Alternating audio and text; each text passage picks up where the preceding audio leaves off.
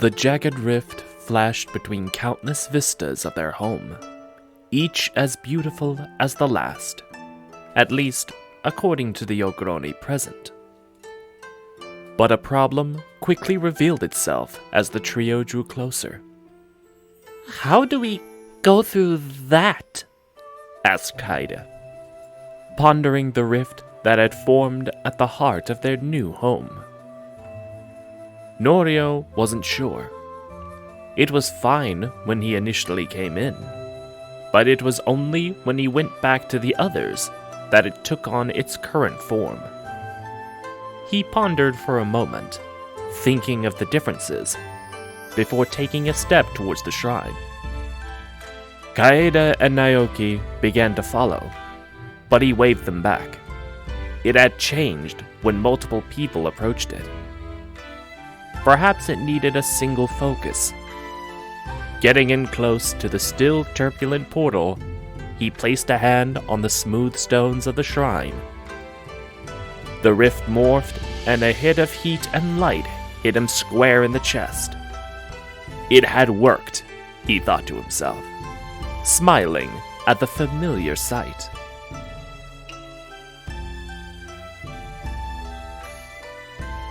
Soda Monokono sat cross-legged at the heart of the shrine, enjoying a moment of peace after tending the various rituals all morning. As the head of Kaidarami Temple, Monokono savored such times of meditation, rare as they were. The sound of hurried sandals hitting the paving stone drew him back to the present as a junior monk, a look of concern and confusion on their face, approached. "What is it?" Monokono asked, turning to look at the messenger. "There is a rift in the forges. A samurai is asking after you," responded the messenger hesitantly. "A samurai? Well, this I have to see," Monokono thought, getting to his feet and walking the path back to the temple's forges. He was surprised to find that they were not the only familiar thing to await him there. "Norio, my friend, it has been too long. You know we have a front gate, right?" he said, with a laugh and a warm smile. Norio remained unmoved. "Is everything all right?" Monokono asked, his smile fading. "No, my friend. Far from it." At Monokono's insistence, they moved to the kitchen to talk over a hearty soup. It would be rude to refuse a guest a meal after all, even in such unusual circumstances. But he listened intently to what Norio had to say about his adventures, his allies, and enemies. Though most would dismiss his tales as simple fantasies, Monokono had known Norio long enough to know that, like himself, he did not lie about matters of faith. Once Norio had finished talking, the two of them sat in silence for a moment. One is deep in thought, the other waiting expectantly. "I know I ask a lot of you, but will you help us?" Norio asked his friend. Monokono chuckled. "My friend, you need not worry. I will aid you however I can, though I have a few matters to attend to first. I will meet you back at the rift." Norio opened his mouth to comment, but it was too late. Monokono was already walking out of the room. Waiting back at the rift, Norio awkwardly stood around in the stifling heat, conscious to avoid getting in the way of those working the forges. After what felt like too long, Monokono appeared, a large and fully packed bag slung over his shoulder. "Are you ready? I cannot promise we'll return," asked Norio. "My apprentice knows how to perform the rituals, and I have all that I'll need on me." Now, let us go save the world, friend, replied Monokino. And with that, the two stepped through the aperture, which promptly closed behind them. Back at the castle, Kaeda and Naoki stood at the far end of the castle, awaiting their leader's return, when a pair of shouts came from the portal. One, the all-too-familiar sound of the Hatamoto. The other, a deep, cheerful stranger. Kaeda, Naoki, this is Soda Monokino. Monokino, these are Nishiyama Kaeda and Kondo Naoki, Norio introduced to the bowing pair. So the shrine works? We can go home? Kaeda asked, getting a scowl from Norio in return. To visit? She clarified. Norio nodded, eliciting a wide grin from her. As the two talked and Monokino examined what would be his new home, Naoki walked up to the shrine and walked through. Stepping out, Naoki had expected to be greeted by the views of the picturesque forest path outside the village that she and her friend would play the days away on. What she did not expect was the sight of a plow beast galloping straight towards her. She raised her arms, hoping to blunt the force of the blow, but to her surprise, it never came, as the thunderous beast instead reared to the sound of panicked shouting. With a loud thud, the beast planted itself, revealing a young warrior on top, dressing in ragged clothes and well-made armor. She carried a spear and good number of bag on her saddle. The warrior's gaze glanced between Naoki and the rift at her back. You alone? She asked, looking back. No, I have friends on the other side of the rift. Now, I will leave. Naoki began. Good enough, the stranger said, pushing her mount forward through the portal, grabbing Naoki by the wrist and yanking her through. She could hear her shoulder pop. It took a moment for Naoki to get her bearings as the screaming pain in her shoulder flooded her mind. She could hear shouting at the far end of the fort, a mixture of confusion and of anger. But one of them was growing louder. No, closer. Are you okay, young one? Asked the monk.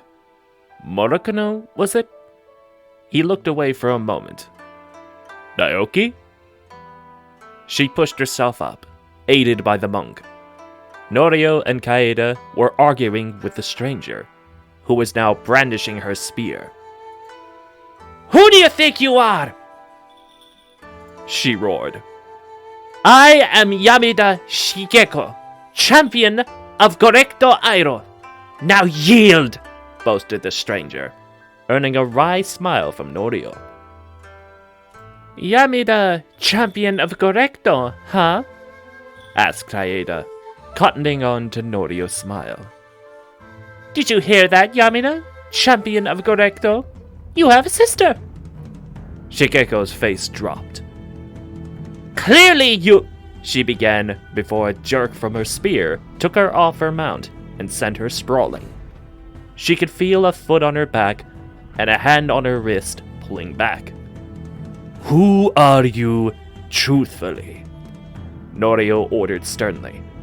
I told you, I am Yamida...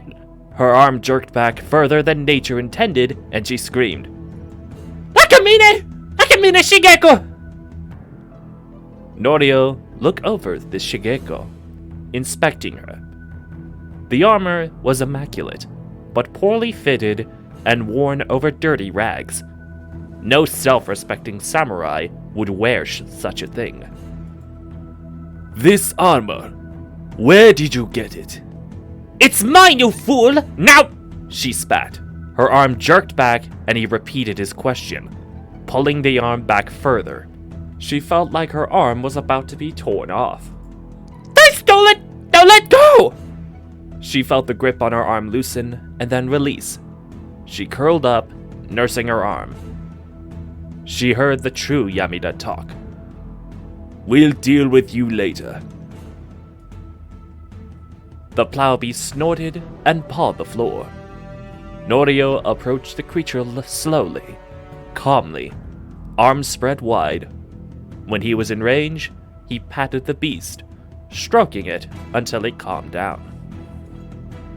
"Kaeda, I don't suppose you know anyone who knows how to handle a beast?" he asked.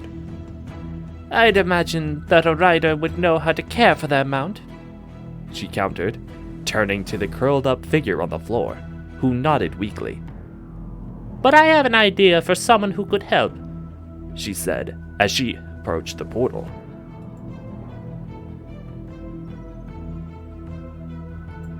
Ohashi Katsu finished hammering the nail in, rubbing the surface to admire his handiwork. It had been a long day, and with this, his work was completed. For now, at least. Packing his tool into his bag, he was startled by a pop behind him. Looking back, he saw a figure that he had only seen at this range a handful of times, and even then, it was in passing. He shuffled around and bowed deeply. "Ohashi Katsu, I assume?" Kaeda asked. She had remembered her brother singing his praise regarding a stable he had built, and felt like an appropriate person to ask. The peasant nodded passionately.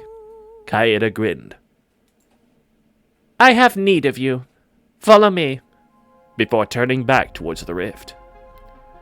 To receive such an honor as to serve a samurai directly was an honor too great to refuse. With no other options, Katsu followed.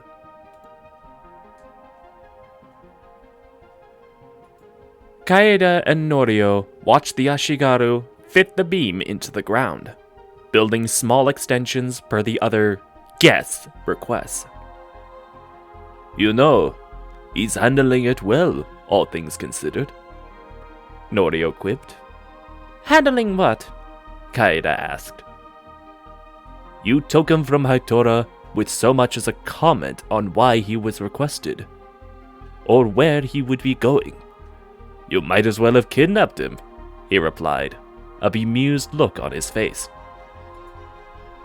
"I told you I knew someone who could help, and look, he's helping," she pleaded. Norio ended the argument with a scowl. The moment hung in the air for a time. "So what do we do now?" Kaeda asked. Norio thought about the topic, that had the Nerokomo Some with them, so they could either burn the willow or forge something to destroy it. And with the bandit and the builder in tow, he was confident that they could tackle anyone who would try to stop them. Even those fiends in blue. Though hopefully that Moonchild's alliance would stop such an effort. Moonchild. The name drew up a cocktail of memories, but one floated to the surface of his psyche. Talks of making a weapon against the willow. If they could get their hands on it, bless it, improve it, the willow would be powerless to stop them. Now we go check in on a friend," he replied.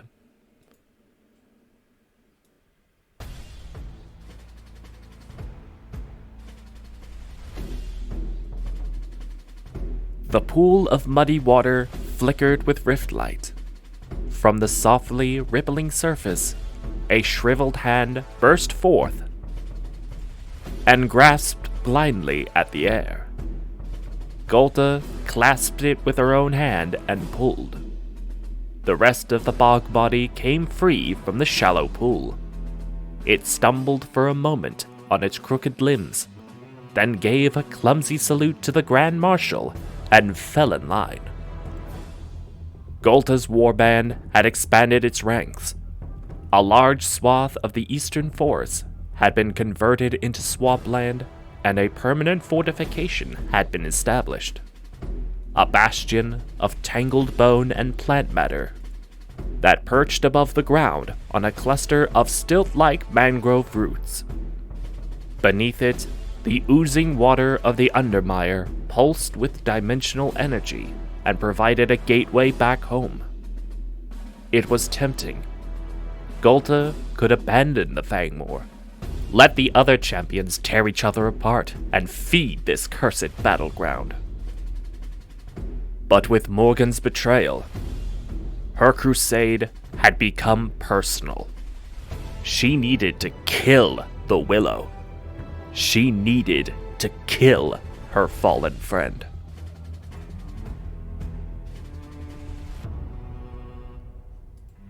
Golta's formation dove into cover beneath the lip of the ditch. Gunfire zinged over their heads, and the bog body she had called to the Fangmoor earlier this morning was blown apart. The battlefield was cacophonous, with the crackle of musket fire, the drumming, the battle cries, and the bellows of their king. This Carolean royal army was making it impossible for Golta to think. Give us some cover, Lega! We won't win without advancing! Of course, Lady Blackshell! The Swamp Knight by Golta's side gestured, causing a billowing swarm of fireflies to erupt from her armor and engulf the two warriors in a veil of ghostly energy. They went over the top, charging through the Caroleans' fortifications. Golta could now see that her front line was almost destroyed, and a mass formation of Caroleans was huddled around the engine that powered their fort. She remembered her conflict with the elves, who had deployed a similar mass gunfire strategy, and drew on those lessons. At the sound of her wordless song, Golta's swamp lurchers launched towards the defenders from the flanks. The moment the mangled bodies of their prey hit the ground, the corpses bloated with fungal growths and erupted. Clouds of necrotic spores swept over the Carolean formation. Muskets and pikes clattered to the ground, and the air was filled with the screams of rapidly decomposing soldiers. Somewhere in the haze of gunsmoke and spores, Golta glimpsed the proud King Charles crushed by one of the lurchers, and the battle was won. The Caroleans dragged the limp body of their king with them. The lurchers probably would have caught them, but Golta called them off. The Undermire taught its people to be brutal in their fight for survival, and to live off the deaths of others, but not to eradicate life for no purpose. She bore no ill will for the Caroleans. They were simply in the way. With that, the warriors continued their march towards the Willow.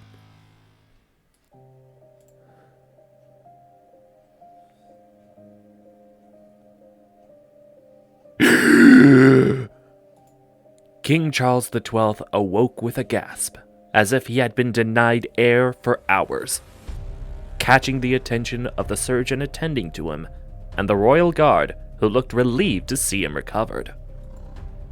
Thank God you're alive! We had feared the worst when that abomination attacked. Abomination? Yes, he remembered now. He remembered being sent back to their fort after emerging in the wrong area. He remembered parts of the swamp in the distance rising up and advancing towards them. Then engaging them in battle, the fallen exploding into sickly green spores and killing more of his men. One of the flying beasts charging at him, and then nothing. His thoughts drifted back to the soldiers, eyes widening in concern. What about the men? Are they all right? The surgeon gave a heavy sigh as he responded. That battle reduced the army to half strength. Though news of your survival will certainly improve morale among the survivors. Half the army dead? No, it couldn't be. He had to go outside, see for himself. So despite the surgeon's protests, he lifted himself from the improvised bed and walked out to a sight he would rather have not seen again. Soldiers had huddled around a central fire, some with signs of injury. The sight itself isn't what bothered him. Rather, it was how few he could actually see. So many good men now lay dead in a hellscape he led them into. No.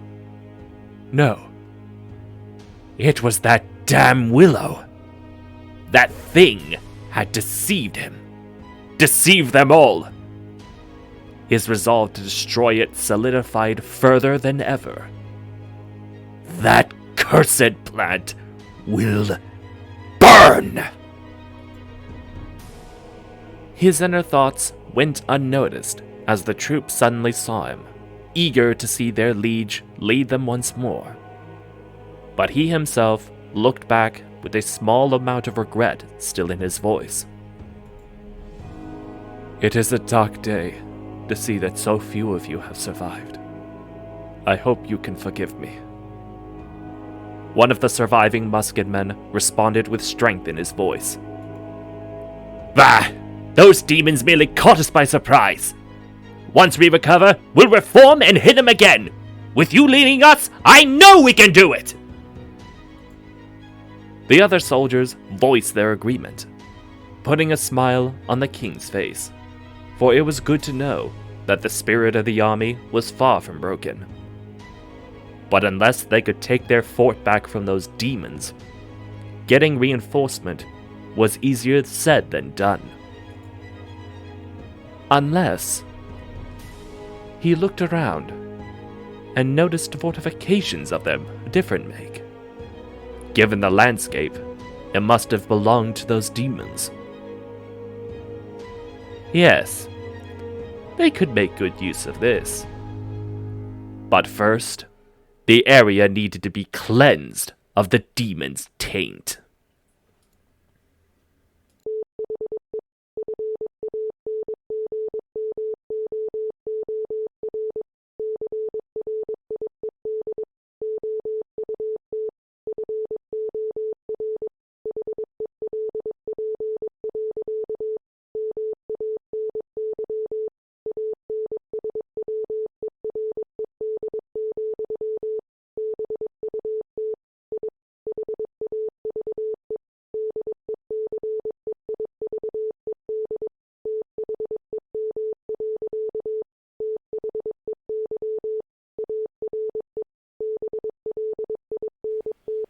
Operation Nevergreen. Confidential files. Results of subaudible frequency testing in the Fangmoor territory. These results are alarming, Lord Commodore. The signals seem to be emanating from Sector A. These are thought patterns of a non-physical entity, presumably Subject Y-1, designated Yggdrasil. Our research team suspects it to be an interdimensional parasite of sorts. The ground team has been sent to Sector A to conduct further research. The watchful moon judges all who stalks the night. Signed, Dr. Samaya Taurin.